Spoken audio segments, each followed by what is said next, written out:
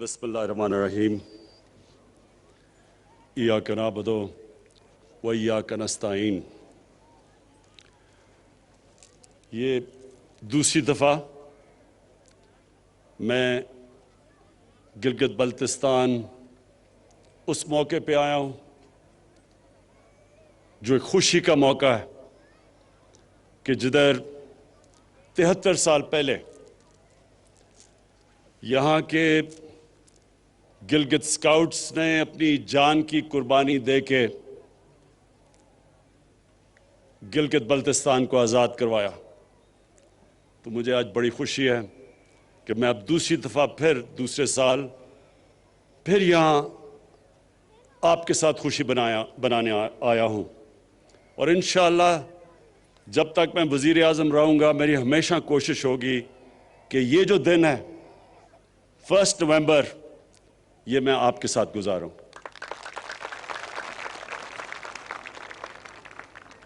میں گلگت 15 سال کی عمر پہ پہلی دفعہ آیا، تب یہ کاراکورم ہائی وے بن رہا تھا۔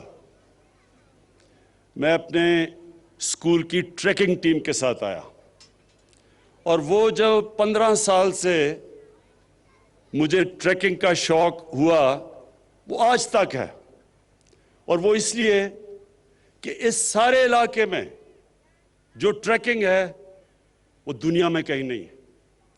یہ وہ اللہ نے اس علاقے میں وہ خوبصورتی دی ہے، اور اس طرح کے جو پہاڑ ہیں اور ان پہاڑوں کے اندر جو علاقے ہیں وہ کہیں دنیا میں نہیں ہیں۔ تو میں صرف ایک میرا پرائم منسٹر بننے کا ایک نقصان یہ ہوا کہ میں اب ٹریکنگ نہیں کر سکتا، لیکن جب بھی موقع ملا تو انشاءاللہ یہاں پھر سے آؤں گا ٹریکنگ کرنے کے لیے۔ خواتین و حضرات، آج ایک تو خراج تحسین پیش کرنا تھا گلگت سکاؤٹس کو اور ان شہداء کو جنہوں نے قربانیاں دے کے اس علاقے کو آزاد کروایا۔ دوسرا، میں نے آج گلگت بلتستان کے لوگوں کو دوسری بھی مبارک دینی تھی، اور وہ یہ کہ جو ہم نے فیصلہ کیا ہے کہ گلگت بلتستان کو پروونشل سٹیٹس دینا ہے، جو ان کی ڈیمانڈ تھی بڑی دیر کی، اور یہ یو این سیکیورٹی کاؤنسلز کی ریزولوشن کے بیچ میں رکھتے ہوئے ہم نے فیصلہ کیا ہے۔ وہ سیکیورٹی کاؤنسل کی جو ریزولوشنز ہیں اس کے بیچ میں ہم نے فیصلہ کیا ہے، لیکن مجھے پتا ہے کہ یہاں کے نوجوانوں کی بہت دیر کی ڈیمانڈ تھی، تو میں آج اس کی بھی مبارک دیتا ہوں۔ اب جہاں تک پیکج کی بات کی اور ڈیولپمنٹ کی، وہ میں آج بات اس لیے نہیں کر سکتا کیونکہ الیکشنز کے دن ہیں، لیکن میں صرف یہ کہتا ہوں کہ ہماری گورنمنٹ کی پالیسی، خاص طور پہ ہماری گورنمنٹ کی پالیسی یہ ہے کہ اپنے کمزور طبقے کو اٹھایا جائے، جو ہمارے غریب ہیں، جو پیچھے رہ گئے ہیں، جو 25% پاکستانی غربت کی لکیر سے نیچے ہیں۔ سب سے بڑی پرائیورٹی ہے کہ ان کو ہم کیسے اوپر لے کے آئیں، اور دوسری جو پاکستان کے علاقے پیچھے رہ گئے ہیں، جس طرح گلگت بلتستان پیچھے رہ گیا ہے، اور اس کی بہت بڑی وجہ یہ تھی کہ یہ کٹ آف تھا۔ جب تک کہ کاراکورم ہائی وے نہیں بنا ادھر شاید ہی کوئی آتا تھا اور ڈیولپمنٹ کی چانس نہیں تھی، تو اس لیے یہ پیچھے رہ گیا ہے۔ لیکن ہمارا قبائلی علاقہ بھی پیچھے رہ گیا ہے، بلوچستان بھی پیچھے رہ گیا ہے، سارے جو مغربی ڈسٹرکٹس ہیں پنجاب کے اندرون سندھ وہ پیچھے رہ گئے ہیں۔ تو ہماری پوری کوشش ہے کہ سارے علاقے ان کو اٹھایا جائے، اور جو پھر سے میں نے کہا جو ہمارا کمزور طبقہ، جو غریب لوگ، جو اس وقت 2 وقت کی روٹی صحیح طرح نہیں کھا سکتے، ان کو اوپر اٹھایا جائے۔ تو انشاءاللہ آنے والے دنوں میں آپ دیکھتے رہیں گے کہ ہم جس طرف جا رہے ہیں، ہماری جو سارا ڈیولپمنٹ کا پروگرام ہے وہ جائے گا ہی اس طرف، ان علاقوں میں جو پیچھے رہ گئے۔ میں کیونکہ آج میرے فوجی بھی سامنے کھڑے ہیں، جوان سامنے کھڑے ہیں، میں ساری اپنی قوم کو اہمیت بتانا چاہتا ہوں کہ کتنا ضروری ہے ایک مضبوط فوج کی، ایک مضبوط فوج کا ہونا پاکستان کے لیے۔ یہ میں اپنی ساری قوم کو بھی بتانا چاہتا ہوں۔ آج اب ساری مسلمان دنیا میں دیکھیں، شروع کریں لیبیا سے، پھر صومالیہ پہ جائیں، پھر سیریا جائیں، پھر یمن جائیں، پھر افغانستان کو دیکھیں، پھر عراق کو دیکھیں، تباہی مچی ہوئی ہے، یا جنگیں ہو چکی ہیں یا ہو رہی ہیں، لیکن عوام مشکل میں ہے، مشکلوں کا سامنا کر رہے ہیں لوگ۔ اور اس کے بعد یہ دیکھیں کہ ہمارے ملک کا جو اس وقت ہمسایہ ہے، ہندوستان میں آج وہ حکومت آئی ہے جو پچھلے 73 سال میں سب سے زیادہ انتہا پسند، مسلمانوں سے اور پاکستان سے نفرت کرنے والی، جو وہ ہندوستان میں مسلمانوں سے کر رہے ہیں، جو دو انہوں نے قانون بنائے، سٹیزن شپ لا اور ایک اور رجسٹریشن لا، یہ ہیں ہی مسلمانوں کی طرف کہ ان کو ایک برابر کا شہری ہندوستان میں نہ سمجھا جائے۔ اور جو انہوں نے کشمیر میں کیا 5 اگست 2019 کو، کسی ہندوستان کی حکومت نے وہ نہیں کیا کشمیر کے لوگوں سے، جو اس انتہا پسند، ریسسٹ، ٹوٹیلیٹیرین، جو ریشل سپریمیسی میں بلیو کرتی ہے، باقی انسانوں کو برابر نہیں سمجھتی، ہندوتا کا جو نعرہ لے کے آئی ہے، انہوں نے جو کشمیریوں پہ ظلم کیا، کبھی اس طرح کا ظلم پہلے نہیں ہوا۔ تو اس تناظر میں دیکھنا چاہیے کہ کتنی ضرورت ہے آج ہمیں ایک مضبوط پاکستان کی فوج کی اور سیکیورٹی فورسز کی۔ کوئی ہفتہ نہیں گزرتا جب ہمارے سیکیورٹی فورسز اپنی جان کی قربانیاں نہیں دیتے۔ پرانے قبائلی علاقہ جو مرج ڈسٹرکٹس ہیں، اب ادھر سے لے کے اب بلوچستان، کراچی میں بھی کبھی کبھی ایک پورا پلان سے پاکستان کے خلاف دہشت گردی کی جا رہی ہے، اور کون ان کے سامنے کھڑا ہے؟ ہمارے فوجی، ہماری سیکیورٹی فورسز، جو اپنی جان کی قربانیاں دیتی ہے۔ اور ہم وہ خوش قسمت ملک ہیں کہ جو پچھلے 15 سال میں جس طرح کی 15 سال میں دہشت گردی پاکستان میں ہوئی، اور جو ہمارے دشمنوں نے پورا فائدہ اٹھایا اس سے اور ہمیں ڈی سٹیبلائز کرنے کی کوشش کی، ہم اپنی آج سیکیورٹی فورسز کو داد دیتے ہیں کہ ان کی وجہ سے آج پاکستان محفوظ ہے، اور ان کی وجہ سے، ان کی قربانیوں کی وجہ سے آج ہمارا وہ حال نہیں ہے جو کئی اور مسلمان ملکوں کا حال ہے۔ اور ہمیں یہ بھی پتہ ہے کہ یہ جو نریندر مودی کی حکومت ہے، یہ ہر قسم کا اندر انتشار صرف دہشت گردی کے ذریعے نہیں، جو ان کا کلبھوشن یادو نے جو بتایا کہ کیسے بلوچستان میں اور کراچی میں اس کی مشن تھی دہشت گردی کرنے کی، یہ اندر اور انتشار پھیلا رہے ہیں۔ شیعہ سنی کی لڑائی پلان کیا ہوا تھا کہ شیعہ اور سنی کے عالموں کو قتل کروائیں تاکہ انتشار پھیلے، اور وہ بھی میں آج داد دیتا ہوں اپنی انٹیلیجنس ایجنسیز کو کہ جنہوں نے بہت ان کے پروگرام تھے انتشار پھیلانے کے، وہ پاش کیے۔ میں آج جو آخر میں بات کرنا چاہتا ہوں وہ ایک آج کل کے دنوں میں ایک پورا پلان بنا ہوا ہے. ہمارے وہ لوگ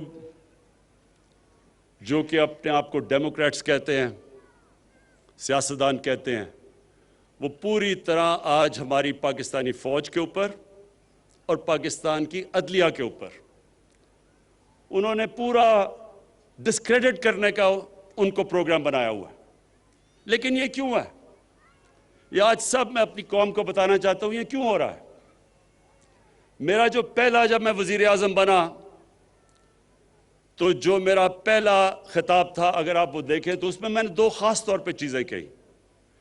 میں نے یہ کہا کہ جن لوگوں نے 30 سال سے اس ملک کو لوٹا ہے، 30 سال سے اس ملک کا پیسہ چوری کر کر کے باہر لے کے گئے ہیں، یہ سب اکٹھے ہو جائیں گے.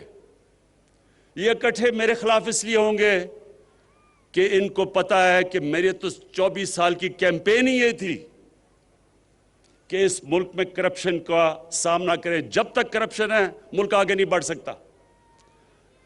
اور میں نے کہا یہ سب اکٹھے ہوں گے. اور میں نے دوسری بات کہی کہ جس چیز میں پاکستان کا فائدہ ہے اس چیز میں ان کا نقصان ہے، اور جس چیز میں ان کا فائدہ ہے وہ پاکستان کو نقصان ہے. یہ چاہتے ہیں کہ ان کی ساری کرپشن جو انہوں نے اس ملک کا پیسہ لوٹ کے باہر لے کے گئے ہیں، یہ چاہتے ہیں کہ کسی نہ کسی طرح مجھے بلیک میل کریں اور میں ان کو NRO دے دوں، یعنی کہ ان کو معاف کر دوں جو انہوں نے اس ملک کا پیسہ چرایا. پاکستان کا فائدہ ایک چیز میں ہے کہ یہاں قانون کی بالادستی قائم ہو، طاقتور اور کمزور کے لیے قانون بنے. یہ نہیں کہ صرف بیچارے وہ لوگ جو مجبوری میں چوری کرتے ہیں وہ جیلوں میں جائیں اور بڑے بڑے ڈاکو ان کو NRO مل جائے اور وہ دندراتے پھریں اور وہ بار بار آگے پھر ملک کو لوٹیں. قانون کی بالادستی کا مطلب کہ طاقتور اور کمزور کے لیے ایک قانون. اگر طاقتور چوری کرتا ہے تو اسی طرح اس طرح احتساب ہو جو عام آدمی کا ہوتا ہے. تو یہ میں نے کہا کہ ان کا جو انٹرسٹ ہے وہ پاکستان کے انٹرسٹ کے خلاف ہے، اور یہ آج ثابت ہو رہا ہے. سب اکٹھے بھی ہو گئے ہیں اور پوری طرح بلیک میل. پہلے انہوں نے مجھے بلیک میل کرنے کی کوشش کی معاشیت پہ، الیکشن جی غلط ہو گیا، ہم نے کہا کھول دو الیکشن، ادھر سے بھی بھاگ گئے. معاشیت اللہ کا شکر ہے کہ ایک وہ ملک یہ چھوڑ کے گئے تھے جس کا دیوالیہ نکلا ہوا تھا، اللہ کا کرم ہے کہ وہ بھی صحیح طرف لگ گیا ہے. اس کے بعد کرونا کے اوپر انہوں نے کوشش کی. آج دنیا اکنالج کرتی ہے کہ جس طرح پاکستان کرونا سے نکلا ہے شاید ہی کوئی اور ملک نکلا ہو.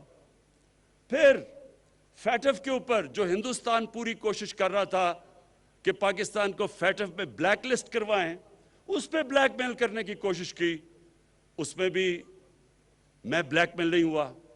تو اب انہوں نے پاکستانی فوج کی طرف، پاکستان کے آرمی چیف، ISI کے چیف کے اوپر اب انہوں نے بندوقیں تانی ہوئی ہیں. پہلے تو میں آج اللہ کا خاص شکر ادا کرتا ہوں کہ اگر یہ ISI کے چیف کو اور آرمی چیف کے خلاف بات کر رہے ہیں، اس کا مطلب میں نے بالکل ٹھیک ان کو منتخب کیا. یہ میری سلیکشن بالکل ٹھیک تھی، کیونکہ اگر یہ ڈاکو ان کے خلاف بول رہے ہیں اس کا مطلب وہ ٹھیک لوگ ہیں. دوسری، میں آپ سب کے لیے، اپنی قوم کے لیے ایک چیز کہنا چاہتا ہوں کہ آپ اگر اسلام کی تاریخ پڑھیں، بر صغیر میں مسلمانوں کی تاریخ پڑھیں، تو مسلمان بہت کم، جب مقابلہ ہوتا تھا دشمن کا اور مسلمانوں کا، ڈٹ کے مقابلہ کرتا تھا مسلمان. لیکن نقصان مسلمانوں کو تب سب سے زیادہ پہنچایا مسلمانوں کے میر جعفر اور میر صادق نے. یہ وہ غدار تھے جو اندر سے سازش کر کے مسلمانوں کو، انہوں نے ان قوموں کو غلام بنا دیا صرف ذاتی فائدوں کے لیے. قرآن شریف میں منافق کا درجہ کافر سے نیچے رکھا ہوا ہے، کیونکہ وہ آپ کا بننے کی کوشش کرتا ہے، وہ اندر سے جڑیں کاٹ دیتا ہے۔ جنگ خندق میں جب نبی صلی اللہ علیہ وسلم مکہ کے کفار کا مقابلہ کر رہے تھے تو اتنا ہی بڑا جتنا کفار کی فوج تھی، اندر منافقین سے خطرہ تھا، اور اس لیے اللہ نے کہا تھا کہ ان کا درجہ کافر سے نیچے ہے، یہ زیادہ نقصان پہنچاتے ہیں۔ اور آج ہم پاکستان کے میر جعفر، میر صادق اور میر ریاض صادقوں کو دیکھ رہے ہیں۔ یہ وہ لوگ ہیں، یہ وہ لوگ ہیں جو آج نریندر مودی کی زبان بول رہے ہیں۔ دنیا نے کہا کہ جس طرح پاکستان نے پلوامہ کے بعد اپنے آپ کو کنڈکٹ کیا، مجھے سارے دنیا کے ہیڈز آف سٹیٹ کے مبارکی کے میسیجز آئے، اور یہ آج کہہ رہا ہے کہ جناب پاکستان نے ڈر کے کیا، جو کہ نریندر مودی نے ساری الیکشن کیمپین کی تھی اس پہ۔ اور سارا مقصد ان کا مقصد ہے کیا؟ سارا مقصد ایک ہے کہ کسی نہ کسی طرح عمران خان بلیک میل ہو کے ان کی اربوں روپے کی لوٹی ہوئی دولت جو باہر لے کے گئے ہیں، وہ کسی طرح اس کے لیے NRO دے دے، معاف کر دے۔ میں آج اپنی ساری قوم کو کہنا چاہتا ہوں کہ عمران خان کبھی ان ڈاکوؤں کو معاف نہیں کرے گا، بلکہ جس طرح انہوں نے ہماری عدلیہ کو اٹیک کیا، عدلیہ کے اندر بھی کوشش کریں کہ ایک جج کو اوپر چڑھا دیں۔ جب ان کو معاف کیا گیا حدیبہ پیپر مل میں سپریم کورٹ نے، تو تب وہ عدلیہ ٹھیک تھی، لیکن جب ان کے خلاف 5 ممبر بینچ کا فیصلہ آتا ہے جو آج باہر بھاگا ہوا ہے، اس کے اوپر منی لانڈرنگ کا فیصلہ آتا ہے، تو تب عدلیہ بری ہے۔ اسی طرح جو فوج کے اوپر پریشر ڈالا ہوا ہے، یہ صرف اور صرف کوشش ہے کہ کسی طرح ہم اتنے پریشر میں آئیں کہ ہم ان کو معاف کر دیں۔ اب تک میرا پورا زور تھا پاکستان کی معیشت ٹھیک کرنے کا، کیونکہ ہمارے ملک کی معیشت کا بہت برا حال تھا۔ معیشت کے اوپر ابھی بھی میں زور لگاؤں گا۔ یہ میں آپ سب کو کہہ دوں کہ ابھی بھی انشاءاللہ معیشت پہ زور لگا رہے ہیں، کیونکہ وہ اللہ کا کرم ہے، صحیح طرف نکل گئی ہے۔ لیکن اب میں قانون کی بالادستی کے اوپر اتنا ہی زور لگاؤں گا۔ جو سٹیٹ کے ادارے ہیں، ان کو اب میں خود دیکھوں گا کہ اس ملک میں قانون کی بالادستی قائم کرے، اور یہ جو طاقتور، اس ملک کے طاقتور مجرم، یہ جو اس ملک کو بلیک میل کرنے کی کوشش کر رہے ہیں، ان کو قانون کے نیچے لے کے آئیں۔